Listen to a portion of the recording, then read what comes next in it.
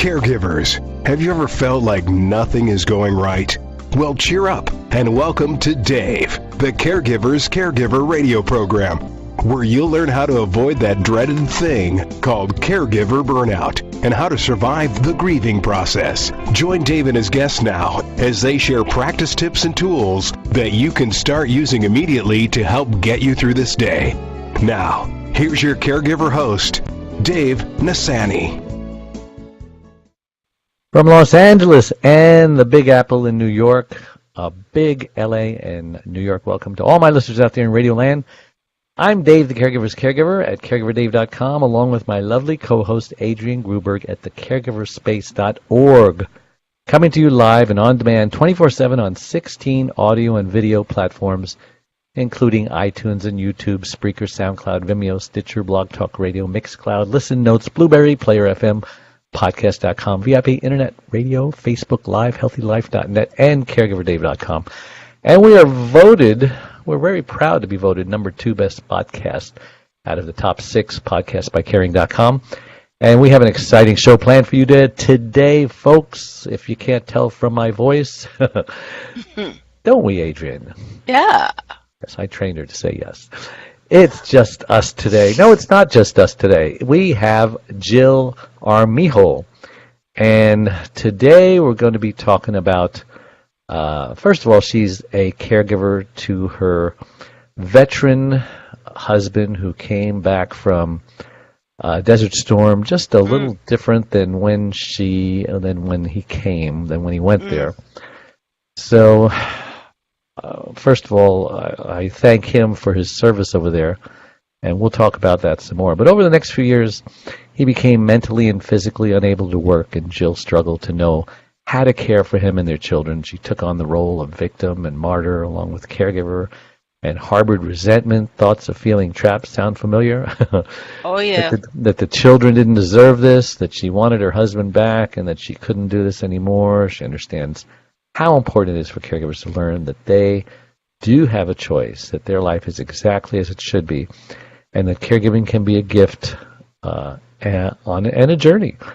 And like all of us, at one point, decide to take our message to the world.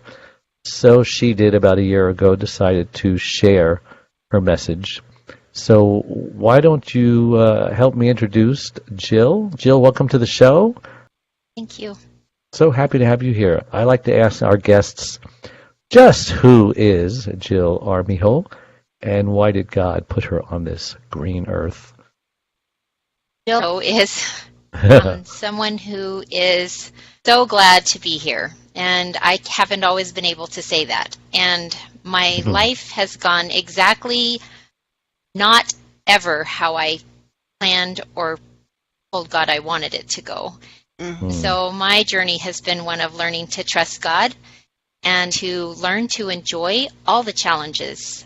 One of my favorite quotes is, "There's no growth in the comfort zone, and there's no comfort in the growth zone." Wow. I'm going to have to write that one down. Interesting, yeah, me too. I'm always talking about getting out of your comfort zones. So, before we talk about you and your husband, do you have any experience caring for your parents? What other caregiver experiences do you have? So right now, my mom, who is in her 80s and runs circles around all of her kids and grandkids, is caring for my dad, who has Parkinson's. And so she doesn't need a lot of help from me, but since she's in her 80s, and I've been a physical therapist assistant for almost 30 years, if she hurts her back or if she gets sick or, all kinds of things can happen when you're 80. And so I'm kind of her right-hand man, and I just fix her whenever and she is the best patient ever. She does exactly what I tell her to do, and she just gets better in 2 or 3 days. She is amazing. Oh, lucky you.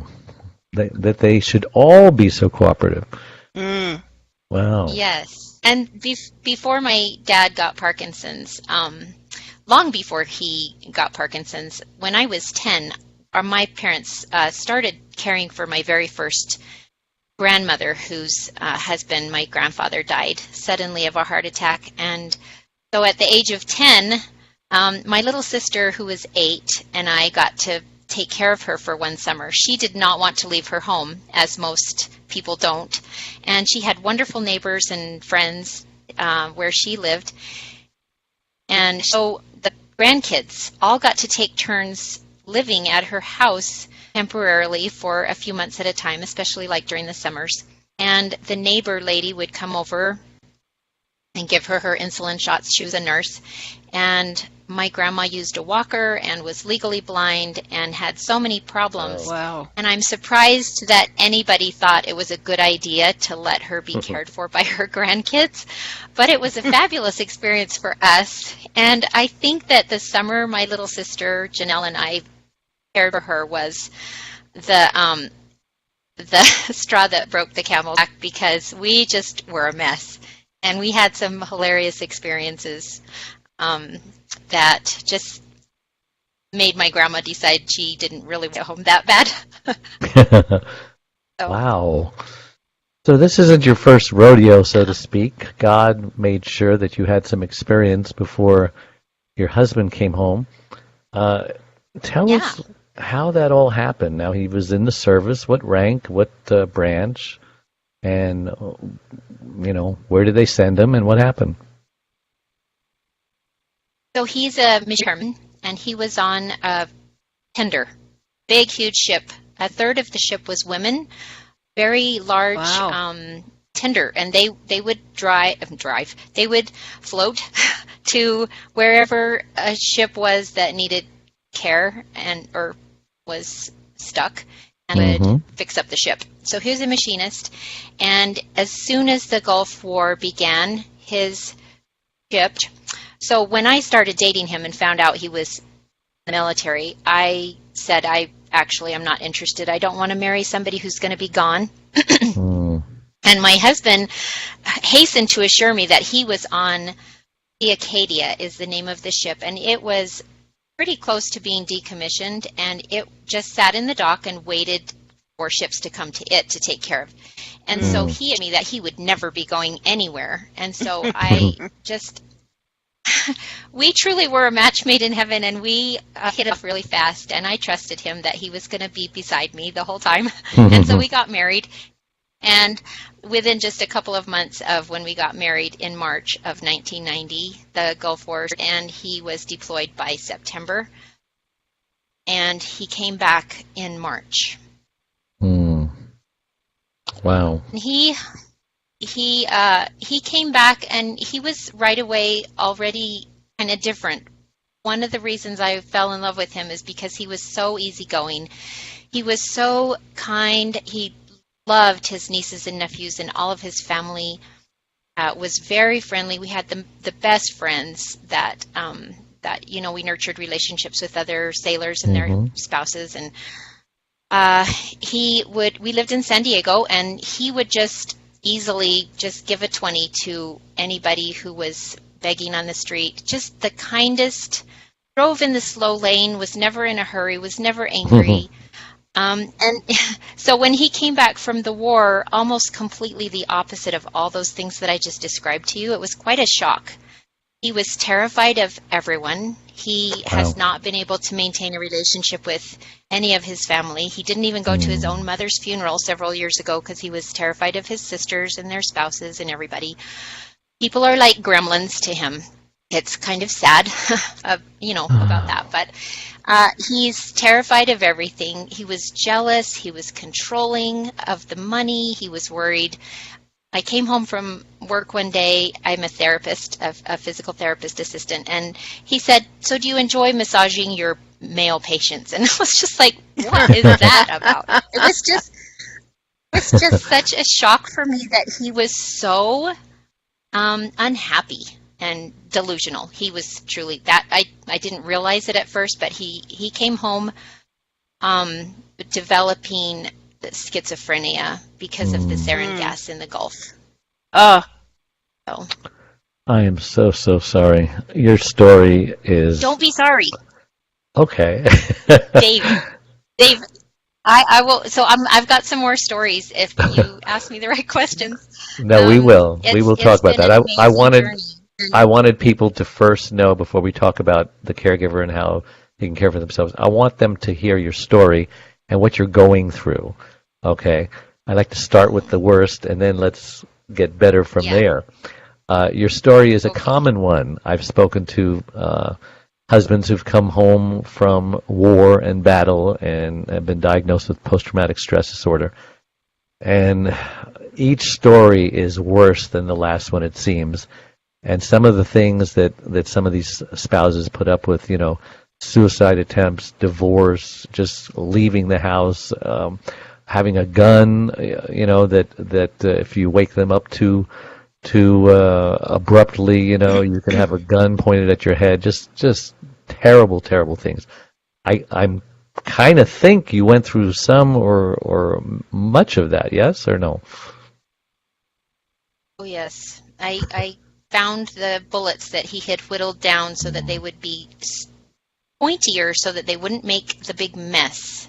Ooh. How thoughtful of him. I know. He's a good guy. He's a sweetheart. So we've had a lot of scary times and a lot of times that we didn't, either one of us, know what to do with. Both of us have been on the verge of suicide for different reasons and the same reasons. So how many years have you been going through this? Since 1991 was when he came home from Operation Desert Storm. And at that time, he wasn't as bad as he is now. Although he's better now than he was just a few years ago because of my journey becoming a life coach. He and I have just learned so much about how to care for ourselves and how to not expect the other person to meet our needs, and how to be happy, and even when we're not happy, to just snuggle up to the sad and just realize this is the time that we're going to be sad, and to just let life happen and be so grateful for everything. Both of you have come to that understanding? Yes, I did this first. That's huge.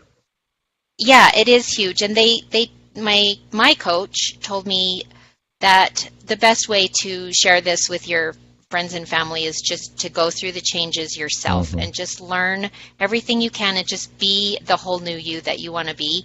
And that's all it took. And then he wondered why, and he started asking questions. And so he listens to some group coaching calls with me sometimes, and we've had personal relationship coaching, and that was really powerful. And he has improved. It's amazing.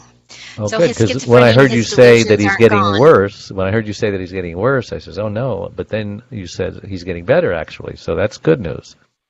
Yeah, so he originally got worse and worse from 1990 until about 1996. That was when he really started losing it emotionally and ended up in the hospital and all of that stuff. So what changed? What made him get better?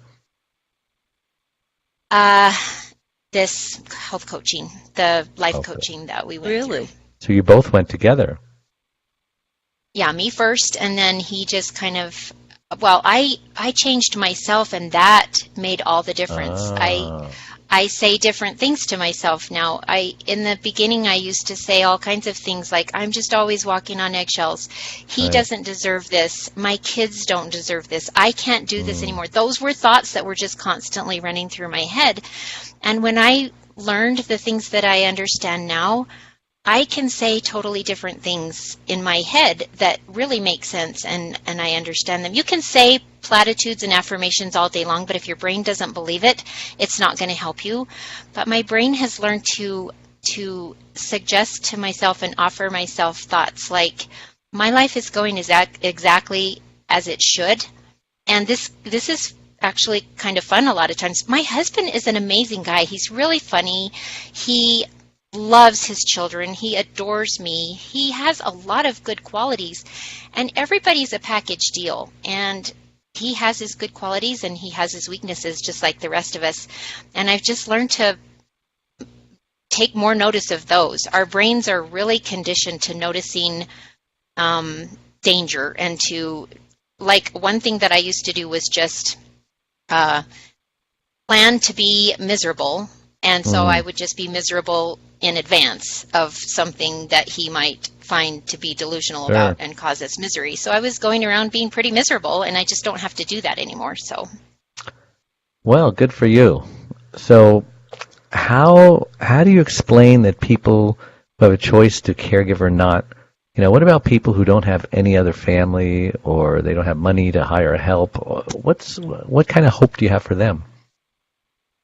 I'm so glad you asked that, because being a physical therapist assistant for so many years, I did a lot of home health, and I actually encountered many people who had spouses or children or parents who could not care for them. So I worked in nursing homes also, and I realized that when you can't care for someone, it actually is the loving choice to take care of yourself first and to let someone else help you. And I think a lot of people feel trapped because they feel that if they let someone else help them take care of their loved one, that they're somehow giving up on their loved one, or they don't love their Right. person as much. And that's Or they're being just selfish. not true. Or they're being selfish. And there are many, and so the thing that made me realize this was pretty early on when my husband was sick. I had a patient, we lived in Colorado Springs, and she lived in between Colorado Springs and Kansas, out in the boonies. And she had MS, and her husband had realized that he could not take care of her. And so he moved to a plot of land on some acreage just across the highway, but several miles away from her. And he ran his business as a taxidermist over there and went and checked on her once in a while, but he was not her caregiver. Her children had to be, and I was, and the nurses and other people were her caregivers. And that's what he needed to do for himself so that he could, function. And so one day I was at her house taking care of her, and we were doing therapy, and I was just going on and on and on complaining about all these crazy things my husband was doing and saying and how miserable my life was. And she looked at me and she said, "Jill, grow up." And it was a bit of a slap in the face, but I've had other patients say that to me when I've complained. And Wow. It's an amazing thing when someone is courageous enough to just tell you, this is how I'm experiencing my stuff, and you need to just get a grip on your life and realize that your life is not over. Your life is beautiful. She pointed out to me that I have 3 beautiful boys and all of this stuff, and I was like, man, you are so right. What is the matter with me? And it helped me a lot. Yeah, you stopped being a victim. Victim Exactly. mentality. Yes. And all of the whining and complaining that goes along with that. Just doesn't ever help. Yeah. Doesn't do a darn thing. What are some other pitfalls that you experienced that made it hard for you to care for yourself? Because caregivers just can't seem to get around to learning how to care for themselves. It's easier said than done, I think. Right. So one day, this was the first time my husband quit his job. One day I was in the kitchen with my youngest at the time son. We were preparing lunch, and my husband came home from work early, bawling. He came in the front door and just was sobbing. And I said, "What is going on?" I thought he was going to tell me somebody had died or something. And he said, "I cannot go back to work. The guys have been talking behind my back. The boss took me for a drive to see the new facility they're opening up. And then he went another way back to work, telling me that he had some things to take care of and he'd see me later. So my boss must be planning to fire me." Those were the kinds of things that my husband struggled with. Paranoia. Yeah. So when he said those things, I didn't know that he was schizophrenia at the time. I started saying things to myself like, he's crazy, or, he's paranoid, and I even have a minor in psychology, but I was in denial. And so I just adopted, not this very instant, but over the course of the next 20 years, did a lot of emotional eating. That was one of my main pitfalls. Wow. Because I just didn't know what else to do when I didn't know what else to do. And so besides all the dumb thoughts that I was having that I talked about just a little while ago, I just did a lot of emotional eating. being a physical therapist assistant, I was always very physically active and have never had trouble with staying fit, but I ate a lot of sugar. And 3 years ago, before I started my health coaching and life coaching journey, I was in a wheelchair because I couldn't walk because of my arthritis from all the sugar. And so I just did have a lot of pitfalls, and some of the other pitfalls were just feeling like I was alone. The VA denied us twice, even though they had a lot of evidence that he just fit nice and neatly into the categories of people that have the problems he has, and other people from his ship got VA benefits. And I don't know why they denied us, maybe just for reasons that I don't know about, but I'm fine with it now because we're doing okay. And so I just, my pitfalls were just things that I didn't realize could help me. And so I ended up not taking very good care of myself emotionally or physically. Wow. Well, you look great. I assume you dropped all of that weight that you put on. I dropped it, yes. I hadn't put on a ton of weight because, like I said, I was really physically active, but all the sugar just really brought on my arthritis. And I did have to drop about 25 pounds. Well, that's a lot. You don't look like you have a lot to begin with. No, yeah, and I am very small boned, so 25 pounds was way too much for me. But it wasn't just the poundage, it was the inflammation in my joints that had caused me. Yeah, that's a good point. You know, everyone has arthritis. I certainly do. And every time I eat candy and stuff, it just seems like it hurts more. So I try to stay away from candy. You have that problem too, yeah. Adrienne? I don't eat sugar. Yes, she gave up there you all go. the bad stuff. So. I gave up all the bad stuff. Yes, I went to lunch with her and she ate very, very good. Smart woman. Anyway, we're going to take a quick break, so don't go away. We will be right back. We are a community of caregivers that understands and supports you wherever you are in your journey. We are a place to connect with other caregivers, but more importantly, a place to get practical, actionable help. There are lots of ways for you to get support. First of all, you can download our welcome pack. This will get you started on your Thrive journey. Next, you can ask and get answers to your questions by posting them here in our private Facebook groups. You can also get live online support by attending one of our live weekly Connect webinars. You can get practical, actionable advice by listening to our weekly podcast. You can hear and read other stories about other caregivers' experiences. Plus, add your own in our weekly Share Your Story forum, posted every Tuesday in the Facebook group.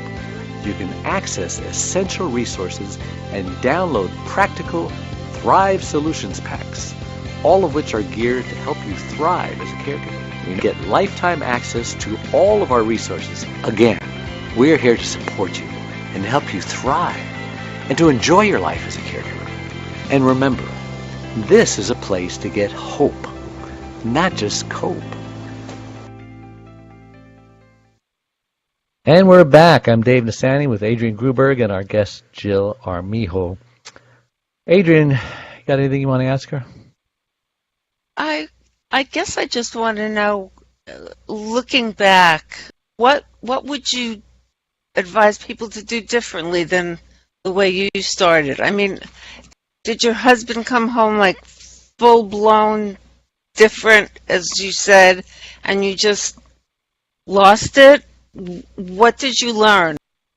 Kind of did lose it a few times. I was pretty sure that divorce was the only way I could get relief a few times. And it's really interesting because each time, and I believe in God and I pray. So each time I knelt down and prayed and asked Heavenly Father if I should divorce my husband, and I felt like I had really legitimate reasons. I felt really sorry for my kids. I knew that I was neglecting my health, and I felt like maybe that was the right choice. And each time that I prayed, I felt the warmest sensation of just such powerful love. And I felt like that was the love that the Lord has for my husband. And I felt like, wow, my husband is pretty special. and it gave me the answer that I needed. I felt like the answer was no. That's not the answer. And it's been made evident over the last 20 years that for sure that wasn't the answer. And I'm so glad that I didn't divorce my husband. So I think some of the things that I just want people to know that maybe they can and learn from my experiences is that, and one thing that I did was I just thought that my husband had to be different for me to be happy, that he needed curing or he needed treatment. And we did take him for treatment. So the VA turned us down in the medical field. Still to this day is not really adept at recognizing the group of symptoms that the people have from that situation, because they're kind of scattered. Like there's usually mood changes. My husband also has a chronic gastrointestinal bleed from who knows what, and that's never gone away, and it's difficult to control. And then he has the respiratory stuff and the eczema and chronic fatigue and fibromyalgia. So those don't act like a group of symptoms that the medical community really recognizes. So we weren't ever really given any good treatments for him. They did try to treat him for his schizophrenia 3 times and for anxiety once with medications, and each time the medication he was in almost killed him for different reasons. And that's kind of a long story, so I won't get into that, but he had crazy, not just mental, but really bad physical repercussions from those medications. And so I just want people to know that you don't have to wait for your loved one to change or to get better or to die or anything. You can be happy right now, and it's mostly to do with just your thinking about the situation and how you approach. One thing that I really regret that I didn't do enough was to play with my husband and my kids. I have lots of memories of me doing the chores and being resentful as my husband just made the kids die laughing on the couch as they read stories, or they just watched TV, or they played games. My husband was the all-time quarterback because he couldn't really run. He could barely stand up a lot of the times, and so he would just stand in the middle of the backyard or the playground and throw the football, and the kids would run and run and run, and they'd sleep really good. And so there was a lot of times that I just wish that I would have just played more instead of feeling sorry for myself and doing the chores and wondering why I was all alone in this journey. It was just such a ridiculous and sad thing that I talked to myself like that, because it didn't have to have been that way. You really have a good handle on mindset. I mean, I think a good part of self-care is getting your head in the right place to then be able to follow up and take care of yourself in other ways. I agree. When your husband first came home, was he okay with the boys, or was there a period of adjustment there too? So he came back before I had ever gotten pregnant. Kind of interesting, because we actually flew him home from all 3 of his deployments a month early because we missed each other so much. So his first deployment, he came home a month early. By the time his ship ported, the day that it ported in San Diego was the day I had my doctor's appointment, because something's wrong with my stomach and I was pregnant. And so I had the pregnancy test, and I went to the desk and I told the lady that I was pregnant, and this was in California, in San Diego. So of course they asked me if I wanted to abort it, and I was really offended. I said, no, I don't want to abort my baby. And then she said, and tell me said, about are it. So you I sure? had to give the name, rank, and serial number. They wanted to know my husband's stuff and his ship and where he was and all this stuff. And so I was giving her all the information, and she looked up at me and she said, isn't that ship just docking today? After I wasn't pregnant. And I said, those mailmen, and she was just scandalized. So she had scandalized me by asking me if I wanted to abort, so I scandalized her right back, and I just thought that was pretty funny. Well, that's amazing. So wanted to ask you, what kinds of experiences have you had that were challenging that you haven't already told us? I mean, how many years now has it been? Are you talking about like 29 years you've been going through this? 29 years. 28, right? I've been going through my 28. thing for 22 years. I Since he thought came that home. was really, but 29 years. Now, how many of those years did you do it wrong and you have your regrets and you're glad that, that part of it Most is of 'em. over? Most of them. Yeah, most Wow. of them. So in continuing with Adrienne's question about the kids, I did a lot most of those years of thinking that the kids didn't deserve this, that somehow their life was not good for them, or it was too bad that they had a dad that was disabled, a mom that was always gone to work, because most of the time I had a couple of jobs. I usually had a full-time job, and then I did home health on the side to make ends meet. And so we had a lot of challenges. Like one day I came home from work and my husband was standing at the living room window peeking through the slats of the blinds, and our across the street neighbors had a couple of little kids. They were out in the front yard doing some flower gardening, and their two little kids, who were probably 2 and 3 or 4 at the time, were throwing dirt clods and rocks at each other. And when I came in the house, my husband said, "We have got to go to Lowe's right now and get some barbed wire fence in the yard, because those kids are going to throw rocks at the house." Mm. And so one of my biggest pitfalls and one of the challenges, things that I did wrong for most of the years, was that I tried to reason with him. Can't reason with someone who's panicking, who's mentally ill, who's delusional. It doesn't work. And so I tried to, and so we always ended up arguing. We argued so much, and that's one of the reasons that I thought my kids just didn't deserve this, because they had to watch us scream and yell at each other a lot. But so I told my husband, the barbed wire isn't going to keep the rocks out. And he said, "Well, maybe we can get bars for the windows." And I said, "That's not going to keep the rocks out." And so I refused to go to Lowe's with him. If I would have just gone to Lowe's with him and talked about it, and maybe just, kind of slowly move, maybe we would look at the different options for the barbed wire fence, and I could have said, I wonder if these would keep rocks out. I don't know what I could have done back then. Yeah. I never, if someone who is hallucinating a giraffe in the room, you're supposed to say, what color are its spots? You're not supposed to say there's not a giraffe in the room, because they see a giraffe. Right. Their brain is telling them there's a giraffe there. No matter what you say, there's a giraffe there. So that was my main fault all of these years, is always trying to talk sense into my husband. He has a lot of attraction similar to dementia. Things like, yeah, he has a lot of attraction to things like conspiracy theories and aliens and all kinds of stuff like that, and loves to talk about it. And so I've learned to just talk to him about it and listen, and just enjoy things that he's learned, even if I'm not quite in alignment with where it's going or whatever. So how old are the boys now? My oldest is 27, my next is 25, and my youngest just turned 20. Oh my.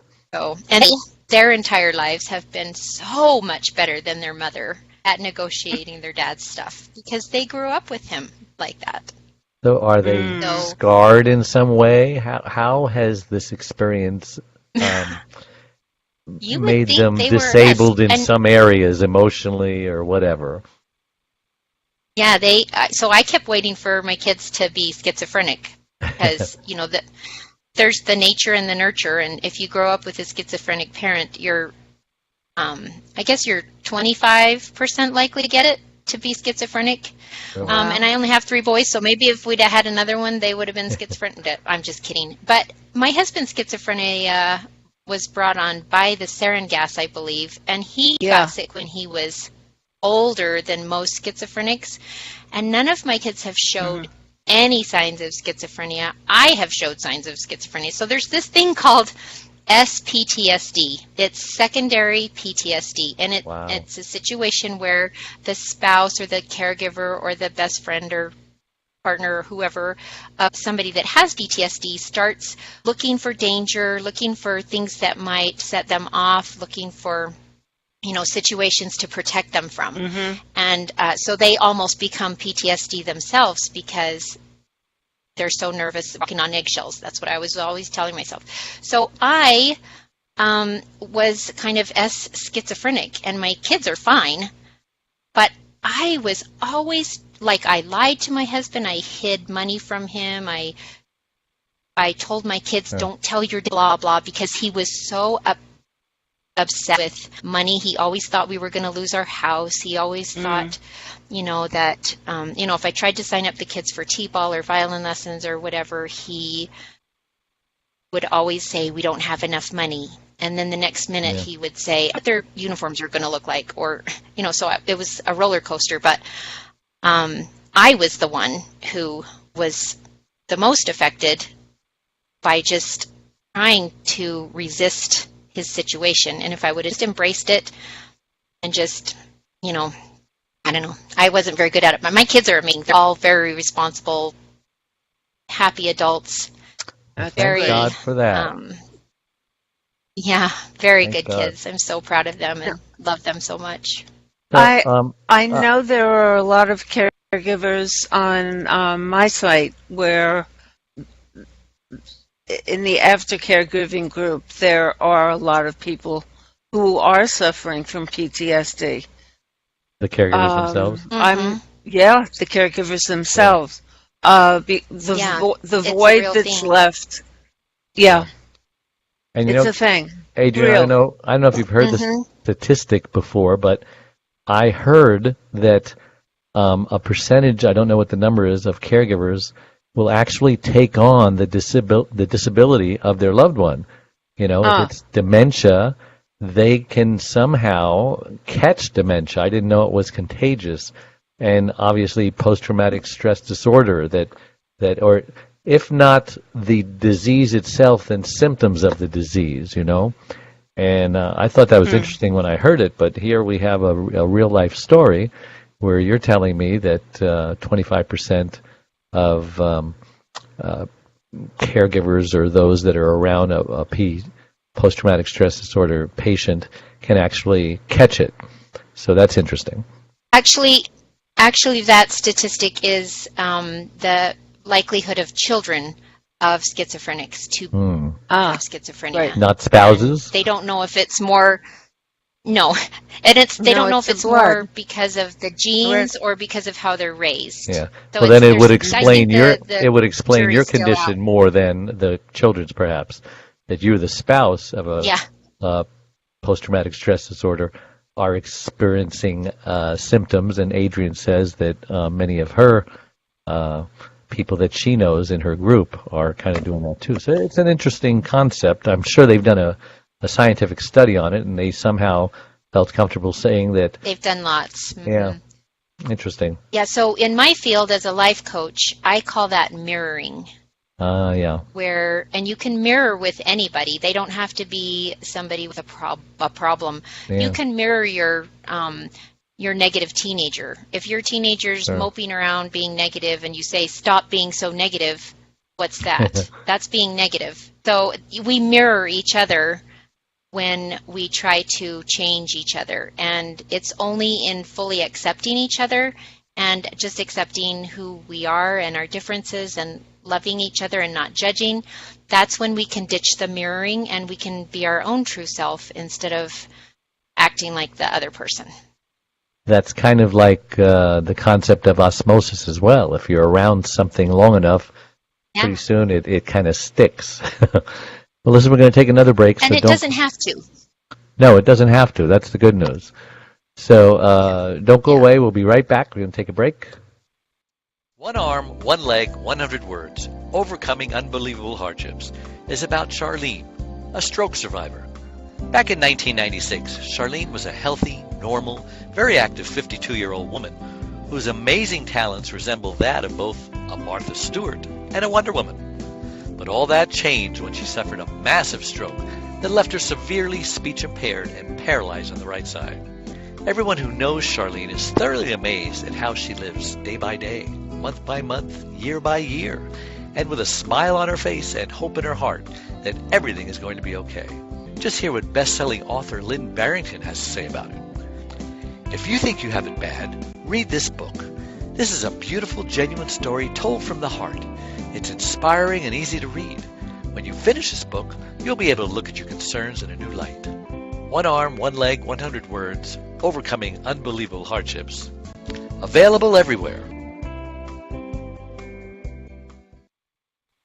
And we're back with our guest, Jill Armijo, and Adrienne Gruberg, and myself, Caregiver Dave.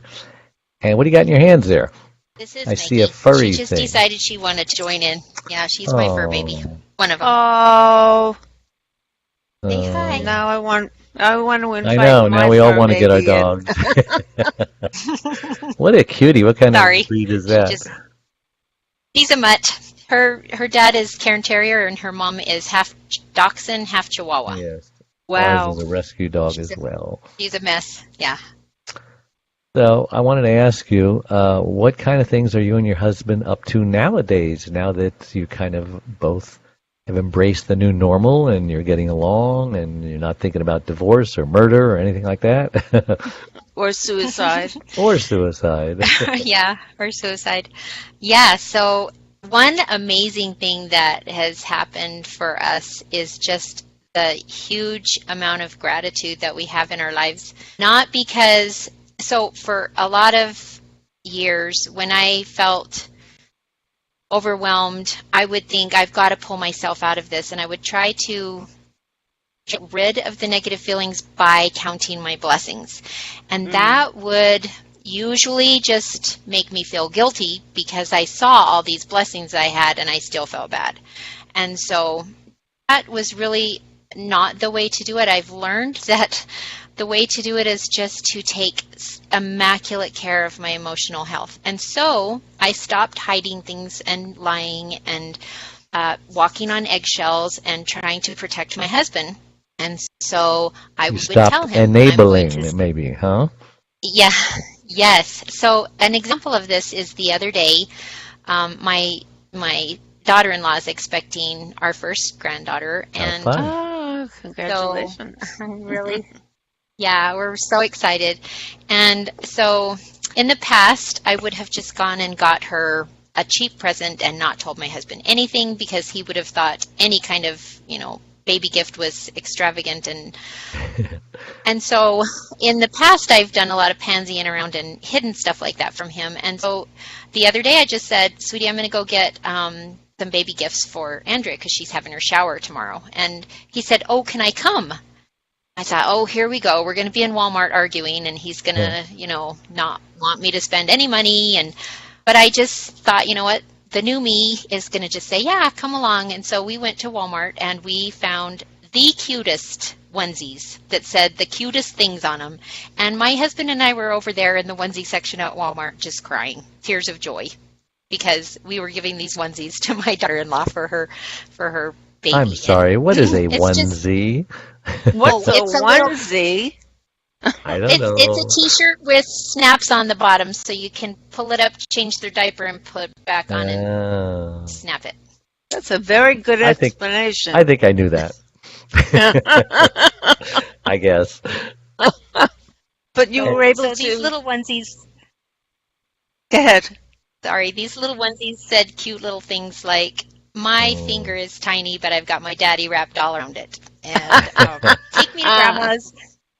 take me to grandma's and let the spoiling begin. And sorry, guys, my dad says I can't date till I'm 30. And just cute little things like that. We were just cracking up and crying.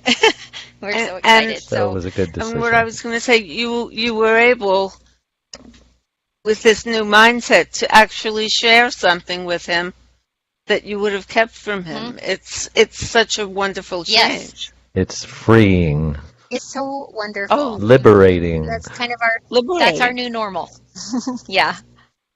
That is so cool. How long ago did he start to do the coaching? I mean, Just within the past few months. oh, remarkable. Go The ahead. other question that I had was, what impact did your son's leaving home have on the relationship? Did it make it better? That or? is such a good question. So before my oldest son left home at the age of 19 to go to, or 18, whenever that was, to go to his first year of college, I was terrified that as soon as he, because he was quite the peacemaker and he was so helpful. He was our caregiver because I was a mess. And I was really worried that when he left, I would have no choice but to divorce my husband. I just didn't think I could hold myself together. Wow. I depended on him too much, and I was not emotionally mature. And he left, and my next son, who had up to that point been kind of a troublemaker, he's kind of the rebellious one. He's the one that always does things his own way and reinvents the wheel and stuff. He totally stepped up and became my caregiver. And I still wasn't an emotional adult yet. And he did amazing. And then I thought, when he leaves, I'm going to fall apart. And when he left to go, he actually joined the military. He joined the military, but he's very, very patriotic, and I should have seen that one coming. My youngest stepped up and started studying schizophrenia, and he was just, a youngster in high school, and he took a psychology class, and he stepped up. And so each time one of my kids left home, I thought I was going to fall apart, and I didn't. And then my youngest left home over a year ago, and it's just been amazing. I'm fine. Did you say you had in large part to the fact that I watched them be amazing. Did you say you had all three of these kids after he came home while he was going through his problems? Yes. Why did I have any of them? Huh? Yeah. No, I want to say, how did he Whoa. react during the births? Oh, well, that's very differently. So the first one, that's kind of a funny story. I started going to Lamaze class right away when I found out I was pregnant, and he refused to go with me. Bring a partner, and of course that should be your spouse if they're willing. And he refused to go with me, and I was really pissed off. And I said, "You have got to go with me. You got me into this," and there was no amount of convincing or arguing that was going to get him to. And so he one day went to work on his ship. He was still in the Navy at this point, and he went to work, and his friend, a girl who worked in the shop with him, he was complaining to her that I was trying to insist that he go to Lamaze class with me, and she just gave him the riot act, and she told him, "You have to be with you have to hold her hand, and you have to help her breathe. You have to help her get through it." And he listened to her, and he came home and he said, "Okay, I'll go to Lamaze class with you." So he was a trooper. My labor was 22 hours, and he did not leave my side except to go to the bathroom. The nurses brought him Dr. Peppers to help him stay awake, and he was amazing. Yeah, and then my next son, he was out at sea. Before they listen to their loved ones. Oh, it's just how guys are. Exactly. But my next son, we had carefully planned to have my son in October, the year that my husband was scheduled to leave in December, and they moved up the leave date, and he actually left 3 days before my son was born. And so my best friend went with me to the hospital, and I had the baby with my best friend coaching me, and she was awesome. So then my youngest son, he was out of the Navy by then, and really, really sick by then. He had gone through the lowest of his lowest part with the bleeding and the mental stuff, and he really struggled to be in the hospital with me because of all the people. But he remembered what a gift it was for him to be there at the birth of our first son, and how sad he was that he couldn't be there for our second son. So he made the ultimate sacrifice, and he was there. And he was in bed sick for 2 or 3 weeks after that because of all the stuff that he suffered being in the hospital with me for our third baby. So he is truly, truly an amazing and strong and wonderful guy. Sounds like a great guy. Be very proud of him. Lucky. Yeah. Blessed. So let's talk about what you do today with caregivers. You have this ministry. I don't know what you would call it, but you're helping caregivers probably not make the same mistakes you made. So tell us about that. Are you planning on writing a book? Do you have a website? Are you going to start a radio show? What's in the works to help caregivers? So I'm new at it, but I started last year in 2018, and I started as a health coach because of the amazing transformation I had gone through from being in a wheelchair to being uber healthy.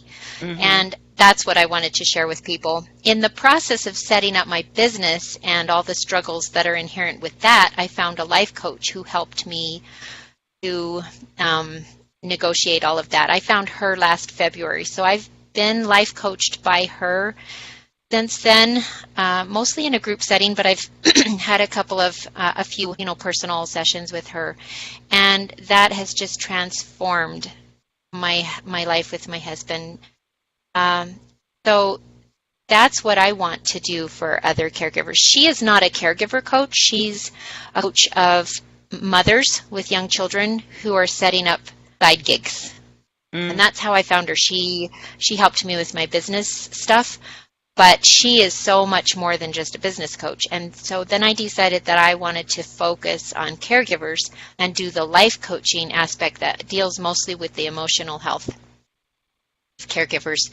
That's what I'm focusing on. And I have had some really, really fun clients. I, of course, am not as busy as I want to be yet, but it is so amazing to see just a 20 or 30-minute coaching session to just see all the wheels turning and I can think this way and that feeling because of my thought about that. It's not because of my circumstance. And just to see the transformations that people can go through so quickly and feel so much happy in their life has been such a gift. I'm just really, really excited.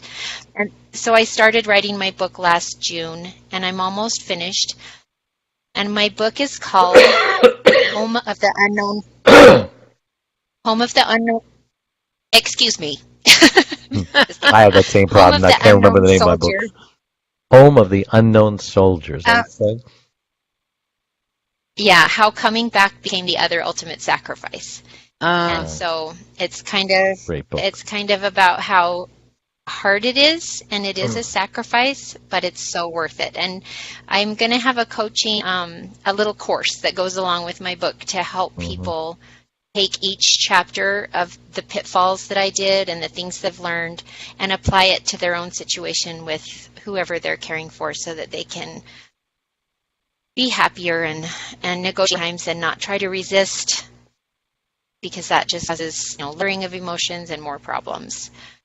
So that's my mission. Are you going to direct your coaching at Wives of Vets? I am ambivalent about that. I would like to have that be my little special, beautiful niche, because I really resonate with that. But I'm a little nervous, and I know that I just need to talk myself through this, because since the VA turned us down twice, when I'm I'm on Facebook caregiver groups where I interact with people, and I know nothing about how the VA operates and what people can expect from a visit or from a evaluation, so I kind of feel a little uneasy about that, but I have to keep reminding myself that I'm coaching the caregiver. I'm not telling the caregiver how to deal with it. And so that is truly the niche that I really feel most aligned with. However, at this point, I feel like there's so many people that are caring for parents or even adult children who need me, and I don't want to miss them. But it is recommended that you really niche down and get really focused on a certain group. So because your message is good for caregivers and non-caregivers alike, as well as obviously the post-traumatic stress syndrome and veterans and all that stuff. It's a message that is wide in its breadth, yes, but narrow as well. What were you going to say, Adrienne? And when I became a life coach in 1998, my I envisioned coaching people who had parents that were aging and walking them through it. That not that I knew best, but I was a good coach, you know. Yeah, and I bet you were. and I think in 1998, you know, the fact that I started to think about caregiving before I was really in it myself. Looking back now, you reminded me that was what I started out doing. Amazing. Yeah. Here I am. That's awesome. Well, so you have You're amazing, Adrienne. contact information. I think every caregiver is amazing, but especially Adrienne. Yeah. So when do you estimate the book will be published? Hopefully by the end of the year. I've never published a book, so I'm not really sure I'm going to be finished with my writing by the end of May. Okay, we'll get together later. Yeah. No, I have some direction, and I think I will figure it out as I go. But so Yeah, and you know, you contacted me about this show, which takes a lot of guts and good for you, because a lot of people are too timid to do that. So you're on the right track, and there are other shows that you can be just as aggressive. Other publications, I can happy to give you a list of who you can send similar letters to or emails, and start talking about it even before it's done, you know, because you don't just market a book when it's published, you market it way before it's published. Get some It's not excitement. Aggressive, it's assertive. That's what I meant to say. Thank I just you. want to help Assertive. all the people. Aggressive is a negative That's right. word. I was searching. Sometimes I can't find my words. And they sound alike. Yes. Thank you, Adrienne. What would I do without Yeah, Adrienne? They do. I'm spit, she's Don't know. polished. So how do you get a hold of you if we want to be a customer of your life coaching, or we want to make sure we're on the list of the pre-purchase list of your book, or if we want to know if you have a website or want to be on your mailing list, all of the above, I don't know. So I'm hoping that you have show notes. Do you do that? You know, we should start doing that, Adrienne. I take notes. No, she means that when we publish the Okay. show, a lot of places will actually have notes on, you know, the contact information. Things that you can link to, so they don't have to write it down themselves. Yeah. So the first way you can get a hold of me is you're welcome to email me directly, and that is Jill Dawn Armijo. Dawn is DAWN. Jill is JILL. My last name is spelled ARMIJO at Gmail. So Jill Dawn Armijo at Gmail. The website is jillarmijo.com/Dave. Made it just for you, Dave. Oh, you're so sophisticated in how to do And things. that actually the /Dave will get you right to the document. If you don't want to do, if you want to see my website, don't do the /Dave. Just do jillarmijo.com. And on that website, I have a link.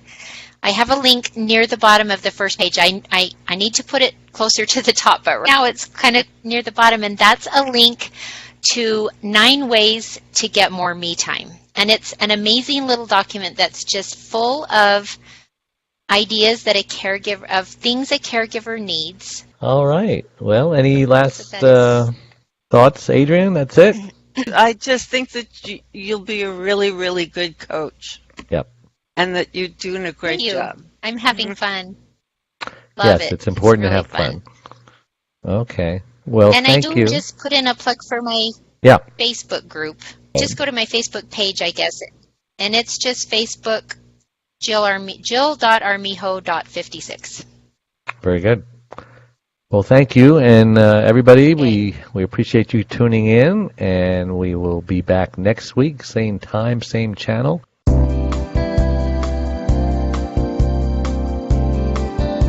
Thank you for listening to the Caregivers Caregiver radio program with Dave Nasani.